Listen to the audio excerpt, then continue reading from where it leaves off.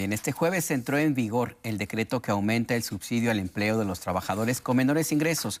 Hablamos de quienes ganan menos de 9,081 pesos al mes. Estos trabajadores estarán exentos de pagar el impuesto sobre la renta. El beneficio de esta medida serán cerca de 9 millones de trabajadores. Y para hablar justamente de este tema y la situación laboral en el país, sobre todo en materia salarial, damos la bienvenida al doctor Luis Munguía, presidente de la Comisión Nacional de los Salarios Mínimos. Doctor, bienvenido, ¿cómo está? ¿Qué tal? Muchas gracias. Buenas noches, muchas gracias por la invitación. Con un gusto aquí.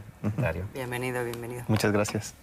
Este subsidio al salario de los que menos ganan no es solamente dinero, es un reconocimiento, lo quiero ver de esta manera, a quienes históricamente habían tenido casi la condena de tener esos sueldos, pero hay un efecto también multiplicador de este dinero, este subsidio que llega ahí, que puede parecer chiquito para algunos, pero es importante para otros. Sí, muy importante.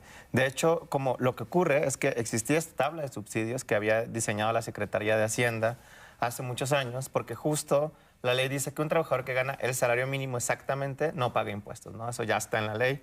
Pero si un trabajador ganaba un salario mínimo más un peso, ya pagaba impuestos. Entonces, Hacienda hace muchos años diseñó esta tabla, que nunca la modificó, porque como el salario mínimo estaba estancado durante muchos años, pues justo la tabla se quedó igual, no cambiaba. A partir de este año nosotros detectamos, estábamos hace mucho hablando con Hacienda y con los trabajadores para ver qué iba a pasar, porque en cuanto más subía el salario mínimo, la tabla iba perdiendo vigencia, ¿no? Entonces, justo este año tomamos ya la iniciativa de hacer un cambio, de actualizar esta tabla de subsidios para que los trabajadores que ganan el salario mínimo y hasta casi 1.2 salarios mínimos es aproximadamente no van a pagar el impuesto del ISR, y así vamos a lograr que mantengan este incremento de 20%, ¿no? Y que no se reduzca por los impuestos.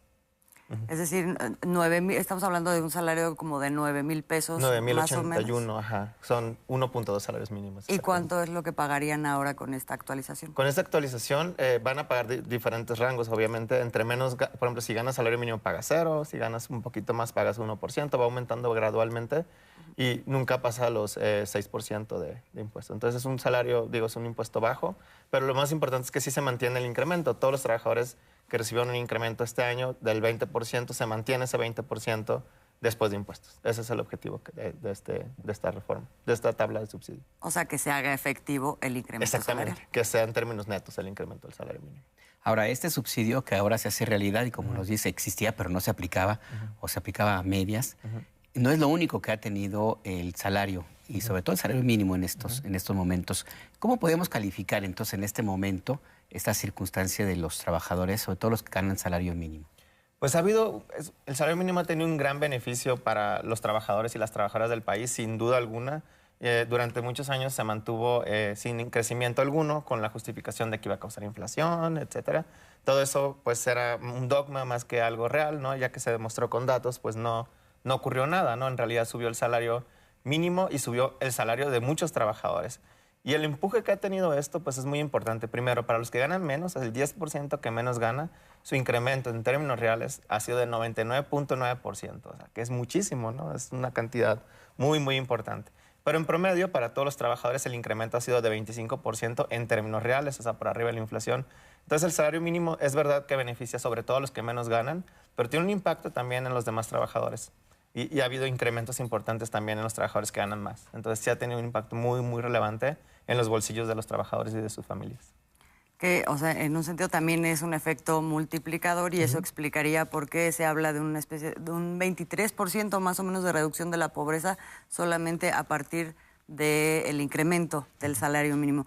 Luis, no puedo dejar de preguntarte, acabamos de ver una nota sobre la promoción de un amparo a este fondo de pensiones que se acaba de aprobar en el Congreso y el argumento es que es inconstitucional porque va a aplicar de manera retroactiva y parten de la premisa de que lo que se está haciendo es un robo a las pensiones.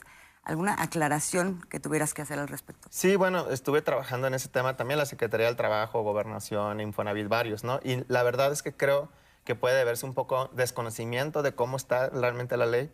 Una cosa muy importante es que todas las pensiones son imprescriptibles, entonces un trabajador, aunque cumpla 80 años, puede ir en cualquier momento a una ventanilla y pedir que le den su pensión.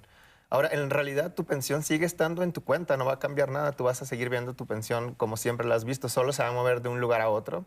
Y yo también creo que es muy importante que la gente sepa que esto inclusive puede ser hasta más beneficioso para los trabajadores. El fondo de pensiones, el fondo para el bienestar, en realidad lo va a administrar Banco de México y Hacienda. Creo yo que van a hacer un trabajo muy bueno, van a hacer tasas competitivas porque van a tener intereses igual que las Afore. Pero la ventaja más grande es que no van a cobrar ninguna comisión. Entonces, justo esto hace que la tasa crezca todavía más. Probablemente los trabajadores que muevan su dinero o que se muevan su dinero al fondo de bienestar van a tener mayores rendimientos que los que tienen actualmente. Entonces, en mi opinión, creo que pues no encuentro ningún robo, porque siempre lo puedes pedir, siempre lo puedes exigir y en realidad tu dinero sigue generando intereses como ahorita y a lo mejor hasta más. Entonces, pues en general creo que no veo por qué, creo que es más bien porque no se conoce bien cómo es la reforma y qué es lo que se está proponiendo. Pues muchísimas gracias, Luis Munguía, por esos minutos. Andamos corriendo, pero muy, perdón, muy nutritivo. Ya hasta se me fue la voz. Imagínate Sí. qué bien estuvo. Sí. Gracias, Luis. Gracias, con gusto. Muchas gracias. Vamos a corte, ya Luis Munguía. volvemos.